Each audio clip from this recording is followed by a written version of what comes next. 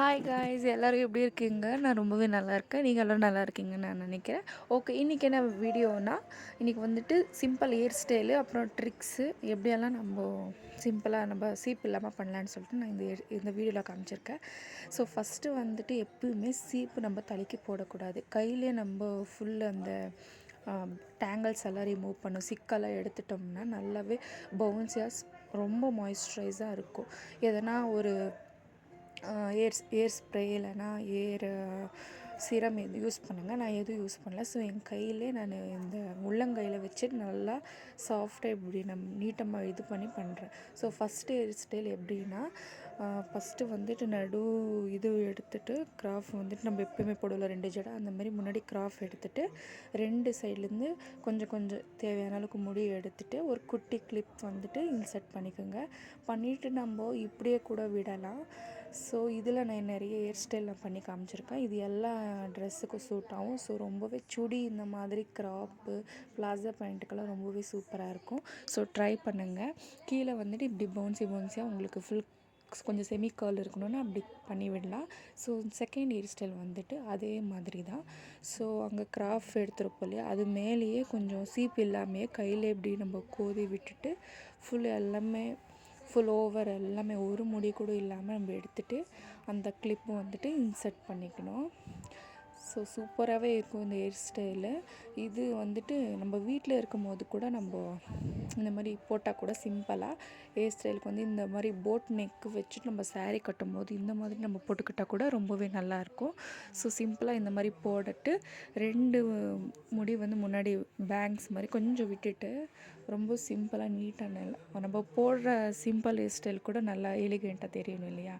So அதனால் next என்ன hair ஸ்டைல்னால், so முன்னாடி வந்துட்டு அந்த ஹேர் இப்படி ஃபுல்லு விட்டுட்டு கையில் நம்ம இந்த மாதிரி கேர்ள் பண்ணி விடலாம். ரொம்பவே நேச்சுரலாக தெரியும்.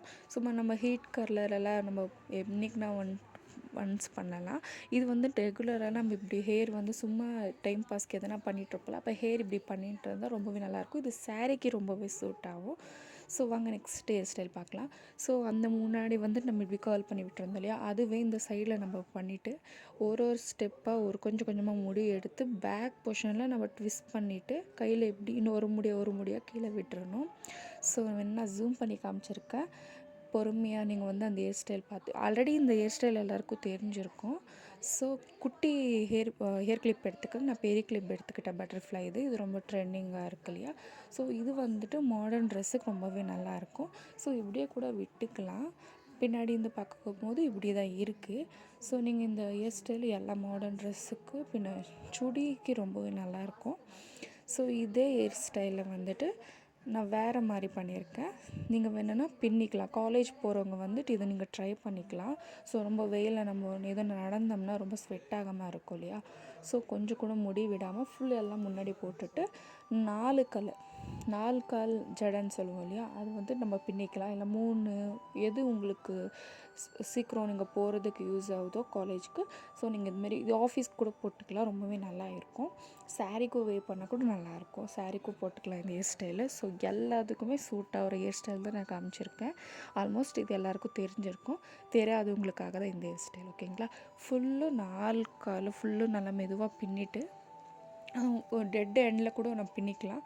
ஸோ கொஞ்சம் வந்துட்டு அந்த முடி வந்து ட்விஸ்ட் பண்ணி கேர்ள் பண்ணி விட்டோம் நல்லாயிருக்கும்.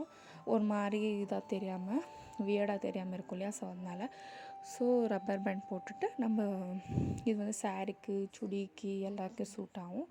ஆஃபீஸ் போகும்போது டக்குன்னு நம்மளுக்கு ஹேர் ஸ்டைல் வந்து இப்போது ஹேரு தலை குளிச்சிருக்கும் போது ஃபஸ்ட்டு காமிச்சலே அந்த மாதிரி கூட போகலாம். இல்லை செகண்டை வந்து நம்ம ஹேர் எல்லாம் ட்ரை ஆகிட்ட பிறகு நம்ம முடி வந்து ரொம்பவே மாய்ஸ்சரைஸாக இருக்கும். ஸோ அப்போ வந்துட்டு நம்ம கையிலே கேர்ள் பண்ணி விட்டுக்கிட்டு அப்போ கூட ஃப்ரீயாக அந்த மாதிரி ஹேர் ஸ்டைலெல்லாம் ட்ரை பண்ணுங்கள். ரொம்பவே நல்லாயிருக்கும். ஸோ இது மாதிரி ரப்பர் பேண்ட் போட்டுட்டு கையில் இப்படி ட்விஸ்ட் பண்ணி கீழே விடுறதால ஒரு மாதிரி இதாக தெரியாது. ஸோ நல்லா தெரியும். அதனால் அப்படி பண்ணிவிட்டு அப்புறமேலு இந்த பின் இருக்கிற முடியெல்லாம் கொஞ்சம் இப்படி இழுத்து விட்டோம்னா கொஞ்சம் நல்லா போன்ஸியாக, இப்போ மெலிசாக இருக்கிற ஹேர் வந்துட்டு நல்லா போன்ஸியாக நல்லா தப்பமாக தெரியும். அதனால தான். ஸோ இந்த ட்ரெஸ்ஸில் பிடிச்சிருக்கா சொல்லிவிட்டு எல்லாமே ட்ரை பண்ணி பாருங்கள். உங்களுக்கு பிடிச்சிருந்தா ப்ளீஸ் எனக்கு கமெண்ட் பண்ணுங்கள். எனக்கு ரொம்பவே இந்த ஹேர் ஸ்டைல் ரொம்ப பிடிக்கும். ஸோ இது நான் எப்போயுமே போட்டுக்குவேன். ஸோ லைக் பண்ணுங்கள், ஷேர் பண்ணுங்கள். இந்த ஹேர் ஸ்டைல் பிடிச்சிருந்தா ப்ளீஸ் எனக்கு கமெண்ட் பண்ணுங்கள். நெக்ஸ்ட்டு வீடியோவில் பார்க்கலாம். நெக்ஸ்ட்டு என்னென்ன வீடியோ எனக்கு பண்ணணும்னு சொல்லிட்டு சஜஸ்ட் பண்ணுங்கள். ஓகேங்க, பாய்.